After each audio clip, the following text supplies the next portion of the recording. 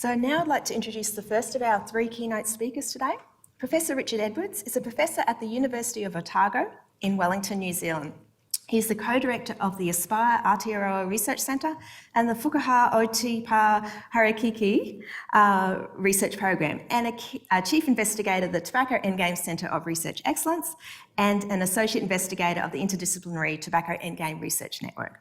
Professor Edwards is also co-principal investigator of the Evidence for Achieving Smokefree Aotearoa Equitably study, which is the EASE study, which is the New Zealand arm of the International Tobacco Control Policy Evaluation Project. He has over 20 years of experience in tobacco control practice and research in the UK and New Zealand, and he's a deputy director of the journal Nicotine and Tobacco Research, and serves on various expert advisory committees. His current research focus is on smoke-free policy research, particularly in relation to achieving the Smokefree Aotearoa goal of ending significant tobacco use in Aotearoa, New Zealand for all peoples by 2025. And now I'd like to hand over the microphone to Professor Edwards to speak about the Smokefree Aotearoa 2025 plan. Is the endgame in sight?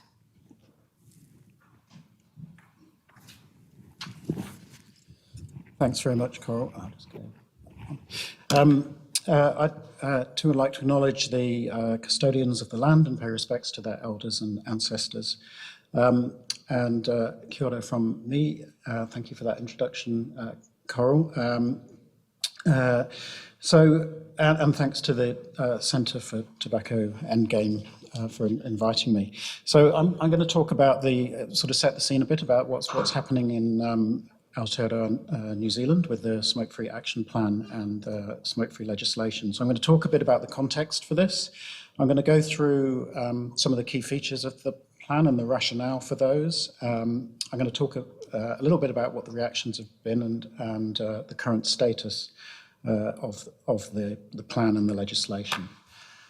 I'll start by saying a bit about where the plan comes from.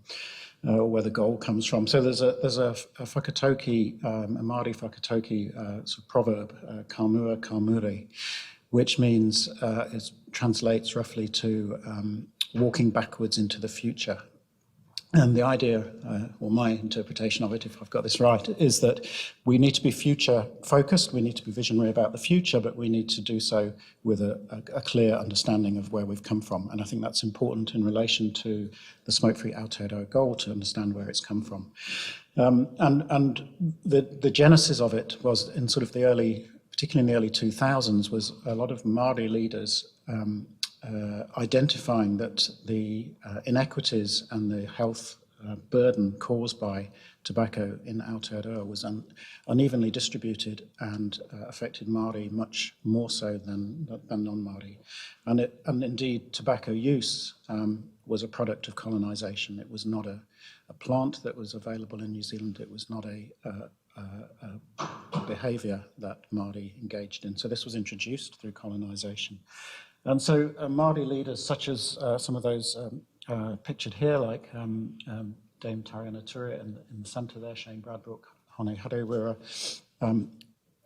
came to the view that what this meant was that this was an unacceptable situation. So it wasn't a matter of tobacco control and trying to gradually reduce smoking prevalence. It was about trying to eliminate smoking amongst Māori and to get tobacco out of Māori communities back to where it had been. And that was encapsulated in a goal called Te Peke Kore, which is tobacco free. So that's where it came from, and the immediate trigger for the adoption of the goal was, in the bottom right there, was an inquiry into tobacco use and its effects on Māori and the effects of the tobacco industry, conducted by a Māori Select Committee of Parliament. And this recommended that a goal be adopted to eliminate or virtually eliminate tobacco use. So that's where it comes from. So that's sort of summarised on there a bit, the Māori Affairs Select Committee inquiry. And then the government has to respond to that inquiry. And in 2011, the government of the day responded by adopting the goal that is written in the box there. So the goal of reducing smoking prevalence and tobacco availability, and that's a bit that's often not talked about so much, to minimal levels. thereby making New Zealand essentially a smoke-free nation by 2025. So that was the goal as it was officially recorded. The other important thing about the goal was that there were some interim targets adopted later, and those were specific interim targets for Māori and Pacific peoples who had higher smoking prevalence. So the goal has always been about achieving minimal smoking prevalence for all peoples. So it's not just overall, and there's being a persisting inequity with higher smoking prevalence amongst Māori or Pacific, it's getting everyone down to minimal levels. And that's become interpreted as less than 5%, although it wasn't in the original way the goal was expressed. And so what's happened since then is there's a whole bunch of measures been introduced, which probably are pretty similar to what's happened in Australia, I would say. Overall, I mean, we had plain packaging, it came later than Australia. We've had point of sale display bans. We've had the annual tax increases very similar to have occurred in Australia. And so on. I guess one of the key points of difference is the vaping regulation. There's a different model being adopted in New Zealand, sort of a consumer model with some regulatory controls, which you can argue about whether they're strong enough or not, but it's not a sort of prescription type model. But otherwise, I think broadly similar. But what hasn't happened is there's been no plan or strategy, despite this being recommended in the Māori Affairs Select Committee, that there should be an overall strategy for how the goal was going to be achieved. That never happened, despite the sector sort of arguing that it should. So one of the things that we did as a smoke-free sector in Aotearoa was, given that the government was not going to introduce a comprehensive strategy and say how this goal was going to be achieved, other than through these sort of rather piecemeal measures, important measures, but not part of an overall strategy, was we created a strategy for them. And we did this after sort of an evidence-based strategy as much as we could, and consultation with the smoke-free sector and practitioners and so on. And we came up with this strategy which had three clear key planks. One was big increases in tax to make products less affordable, making tobacco products much less available, massively reducing the number of places that could sell tobacco, and taking the nicotine out of tobacco, and also taking out additives and some other things as well. So regulating the product. And both the supply and the product were things that had not really been regulated in any meaningful sense in Aotearoa, as in most countries around the world. And also intensify what we do, like in the form of smoking cessation support and mass media and other things. So this was the strategy, and as you might see later, that it has some uncanny similarity to the actual strategy, although there was a bit more in ours, but a lot of it was has come through. And we acknowledge the use of e-cigarettes and alternative products as well. So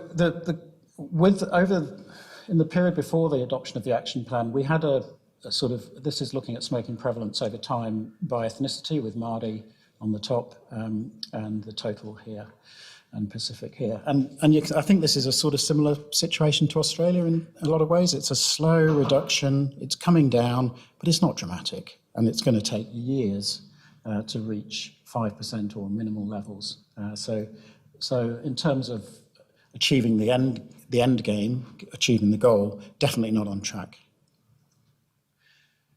So that's where we were, and then and there was no signs of a strategy, as I say, until everything really changed in 2021. And I think a big part of that was a new health minister in the government, the Labour-led government. So this is Aisha Verrall. And so she introduced a draft and then a final action plan, which came out in December 2021. And it included 6 focus areas. And I'm not going to go through all of these in detail due to time, but just to quickly go through them. The first one, the key one, was ensuring Māori leadership and decision-making at all levels, at community level, at national level, and levels in between. So a clear commitment to Māori engagement and leadership of the process. Secondly, doing more of what we do already, so mass media, enhanced targeted smoking cessation support, community mobilisation, health promotion at community level, those sorts of things. But and I think they're really important, but they're not the radical measures, if you like. The radical measures were these two, which I'll talk about more, reducing the addictiveness and appeal of smoked tobacco products and greatly reducing the availability. And then there's a final focus area, which is sort of supporting interventions like enhanced customs and funding and compliance measures, monitoring and evaluation and those sorts of things. So it's a really comprehensive plan. And what I think are some of the key features of this plan, first of all, I said there's this clear commitment to Māori engagement and governance, which acknowledging the inequitable impact of tobacco and acknowledging the importance of Indigenous peoples to the decision-making process.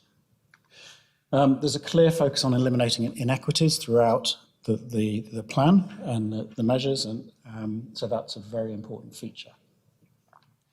And then it's got this comprehensive approach, and that includes, as I said, looking at supply and product regulation measures, which are areas which are usually not touched upon, including 3 world-first measures at a national level, and then supporting what I've called business as usual measures like smoking cessation and mass media and so on.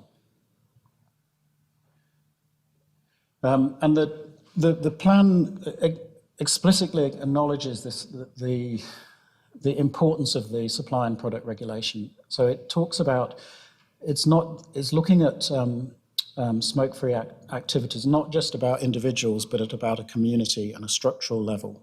So it aims to radically change the smoking environment to make it easy for all New Zealanders to live smoke-free by tackling everything about the product, including where it's sold and what's in it.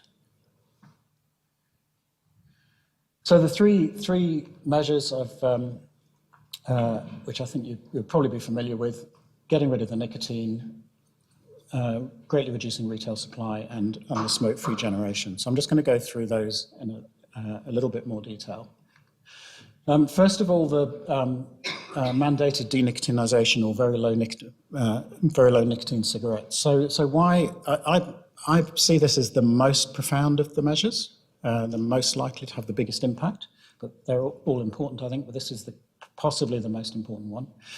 So first of all, there's a logic and theory to this, and this you can look at that in lots of ways. But this is one way of thinking about it. Well, the tobacco industry knows this, and they've known it since, from this quote, 1959. To lower the nicotine too much might end up destroying the nicotine habit, i.e. addiction, in a large number of consumers and prevent it from ever being acquired by new smokers.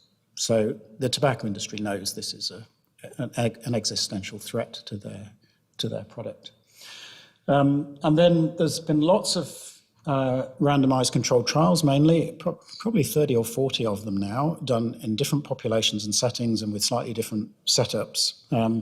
But the most common thing is that people who smoke are given these VLNCs, these very low nicotine cigarettes, and then they're followed up to see what happens to them. And they're encouraged just to smoke those cigarettes. And they're compared to a randomized group who just carry on with their normal cigarettes. So what these studies, in looking at them in the round, is that people who are given these cigarettes, they don't like them.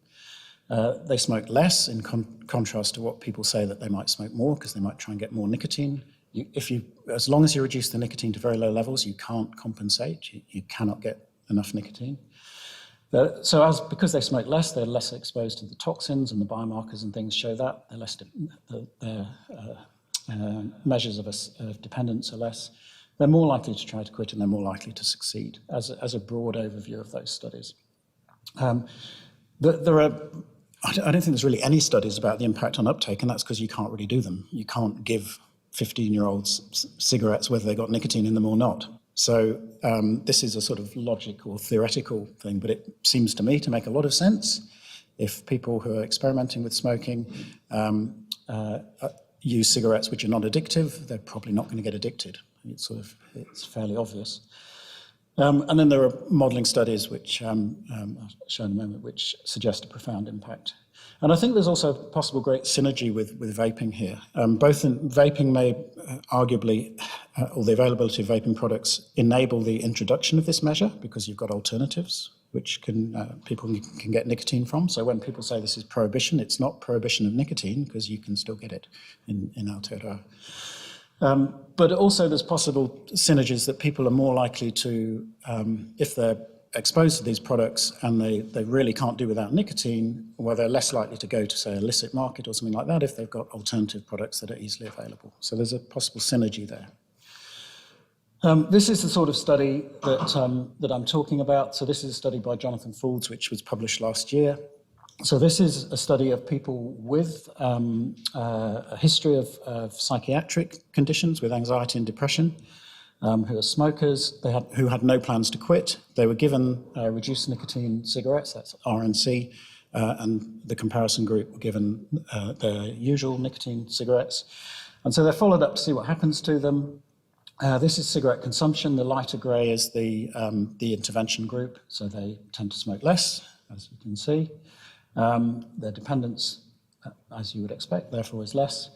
One of the things about this study, which I think is quite good, they looked at the level of stress amongst the participants, and one of the concerns is this is just not fair on people who smoke, and they're going to suffer dreadful stress and so on. Well, they measured this in a variety of ways, so this is one of the scores. No difference between the groups. And this is a measure of a biomarker of a carcinogen, less, as you'd expect, because they're smoking less. And then when you look at their quit rates, 4 or 5 times higher amongst the reduced nicotine group. And remember, these were people who were selected because they were not planning to quit. So those quit rates may not look that high, but these are people who had no intention of quitting. So that's the sort of studies that, and there are many others. This is evidence of a different type. So this is sort of preliminary findings from our ITC study in New Zealand, where we asked people what they would do if these were the only cigarettes available. So obviously this is just people's perceptions of what they would do. We don't know whether they would follow through, but approximately 10 to 15% said they would quit smoking entirely. The blue is the mandated VLNCs. 10 to 15% said they would switch to vaping, and about 20 to 25% said they would reduce the amount they smoke. So approximately half would take some sort of action to reduce or switch or quit. So that's another form of evidence. And then this modelling study led by Driss and Tony Blakely and team, with some assumptions obviously built into the model about what will happen, but well, they model different of the interventions within the action plan and collectively, and show these are likely to have very rapid reductions in prevalence. These are the Māori prevalence reductions here, and this is in the non-Māori here. So that's the VLNCs. The second major measure is the substantial retailer reduction. So the proposal here is that this will reduce from around 6,000 that we have in Aotearoa at the moment to about 600 or less, 600 maximum. And the logic here is, and again, this hasn't been done to this degree, so we're relying on other evidence to suggest why it might work. So there's a logic in terms of just why do we allow a highly addictive and lethal product to be available in every convenience store and on every street corner in urban settings and so on? That really doesn't make any sense. And this sends a very clear signal that these products are exceptional, exceptionally bad, and need special measures. There's evidence that higher retailer density is associated with higher smoking prevalence and reduced quitting. So it's logical that if you reduce retailer density, that might be reversed. And then there's an equity issue. This is from a study led by Louise Marsh showing the distribution of retailers by deprivation, with these the more deprived areas. This is smoking prevalence, the solid line here. And you can see the retailers are concentrated in the disadvantaged areas with the higher smoking prevalence. So there's an equity issue. So the anticipated impact is this will be a very clear signal about how we think about this product. It would obviously greatly reduce availability. It wouldn't end it completely. And that would promote and support people to quit. So it would reduce things like impulse purchasing and triggers to quit when they go into the local convenience stores and so on, because there's no cigarettes there. It's very likely to help reducing uptake. It won't eliminate it, but it would help.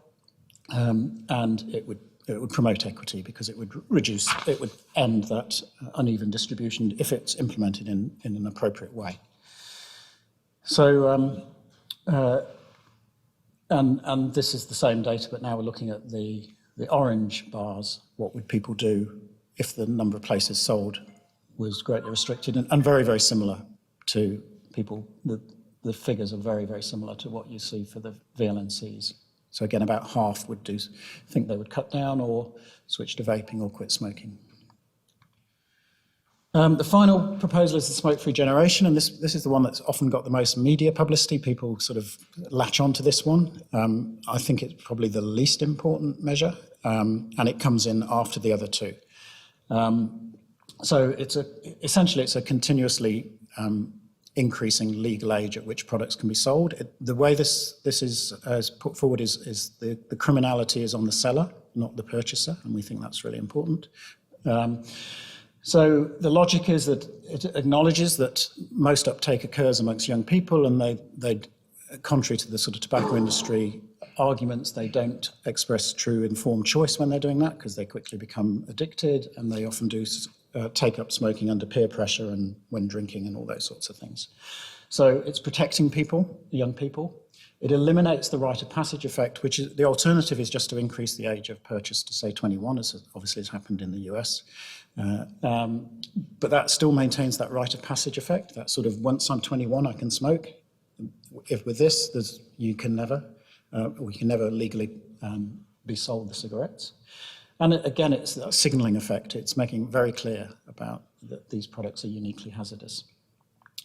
So it would have a gradual phasing out of it or greatly reduced availability, particularly combined with the other measure.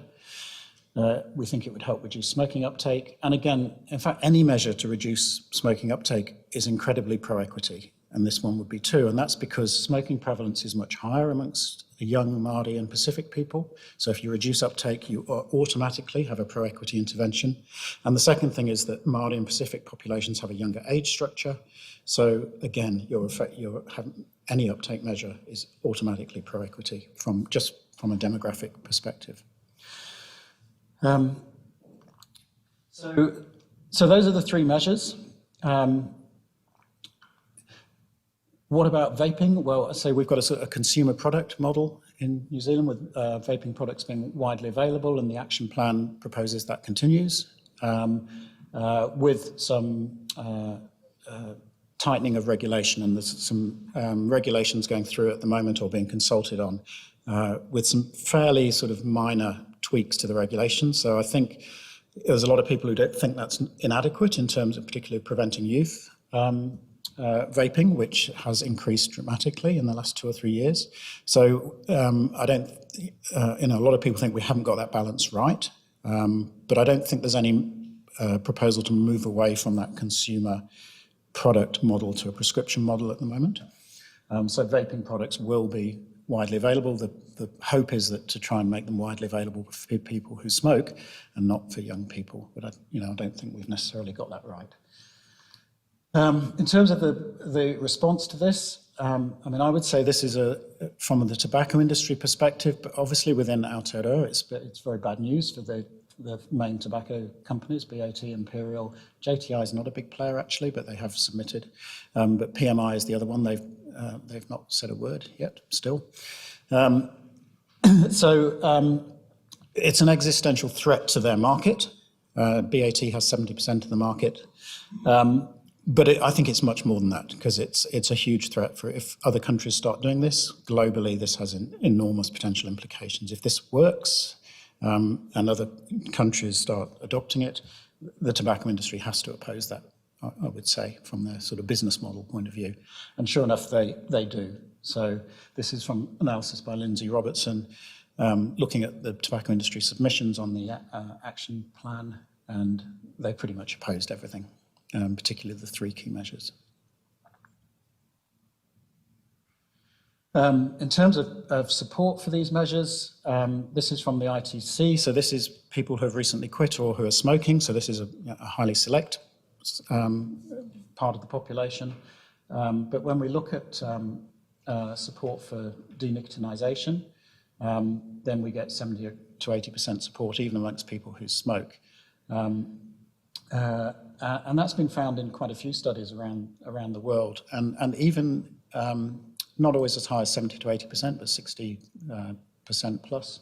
And even there's one or two studies of people who have taken part in the randomized controlled trials where they've asked the participants who have actually got experience of these products, and there's still really strong support amongst those people, which I think is quite a compelling finding.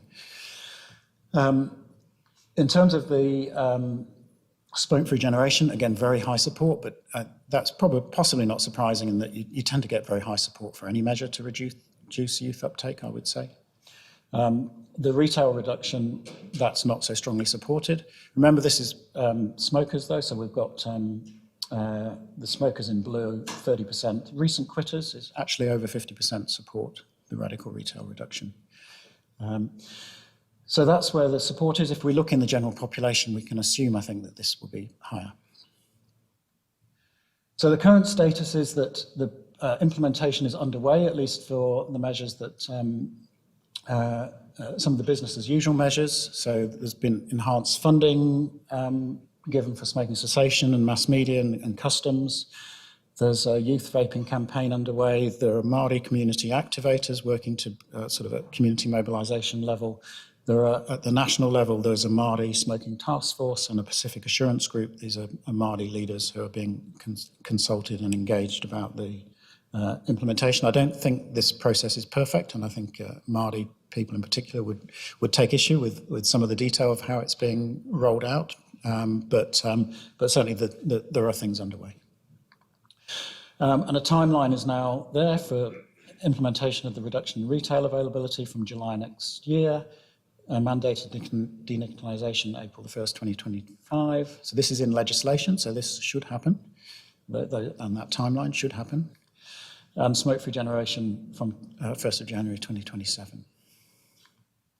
And there's a consultation just been completed on regulations associated with those measures, and we're expecting the actual regulations to be issued. And this includes details of how the retailer reduction will be managed in August this year. And that's a little bit uncertain, but that's what the sort of timeline that we've been given.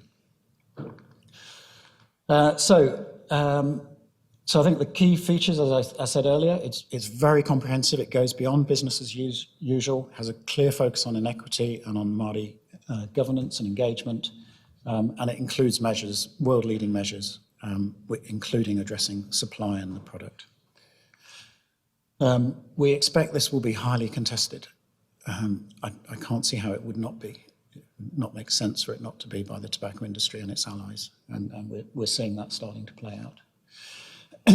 But if fully implemented, and particularly bringing all these measures together, so not just one measure, but all of them together, I think this has a really good chance for rapidly, whether it's done by 2025, the denicotinisation only occurs in 2025, so it's probably going to be a little bit beyond that, but it's going to be close, I think. And I believe it has really wider implications, obviously, for Australia, but globally as well. We've got lots of information. We've published a lot of briefings and blogs. We've got a website where a lot of these are collected. There's a lot of information on the government websites. If people want further information or to follow up, delighted to do that. And thank you very much.